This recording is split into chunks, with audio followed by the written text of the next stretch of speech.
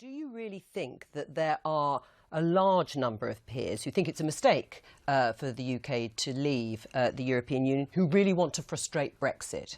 No, there's only a very small number. Right, so there's no real risk at all in your mind as far as that's concerned. Not at all. What do you think about the none too subtle threats from the government to abolish the upper chamber if peers were to put up too much of a fight? I'm not aware that's the government's position at all. I don't believe it is. No, but ministers were quoted even within the cabinet that there were threats. Well, it's true, they weren't named, they were in reports. You don't think there's even any truth? Press rubbish.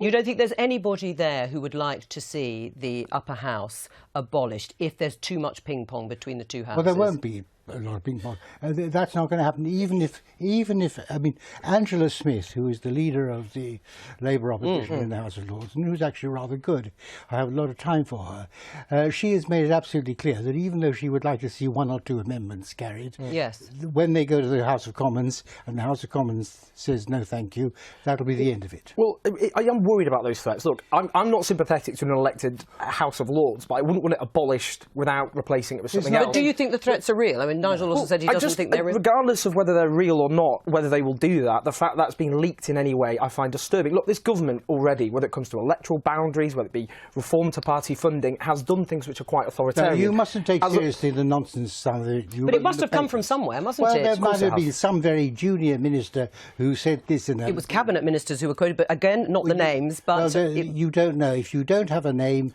you can't believe it. But look, there's no question the referendum result has to be respected. We're going to trigger Article 50. But the debate has to be what sort of deal. Now, during the referendum, we were told that we were regaining parliamentary sovereignty. As part of that parliamentary sovereignty, there has to be scrutiny of the government's plans and what they intend to do. That's not frustrating the referendum result, that's actually respecting the referendum result. And if there weren't any threats to the upper house, why did Theresa May feel it necessary, in a pretty unprecedented way, I can't remember a Prime Minister over an issue that was crucial to the government, coming in to sit and glare at peers? She wasn't glaring, that's what you think. This was a great politesse. She was demonstrating that she takes the House of Lords seriously. Is that what it was? She was? was doing. Absolutely. Really? Were you pleased to see her there? Delighted. What do you say about your Tory colleague, Baroness Patience Wheatcroft, who's written that if peers apply the brakes to Brexit, they'll be doing their job? No, she's silly. Why? Look, Owen. I often forget my name. Don't worry about it. Well, Owen, Nigel. At my age, I forget everybody's name. And I'm joking. As Owen said, the people have spoken.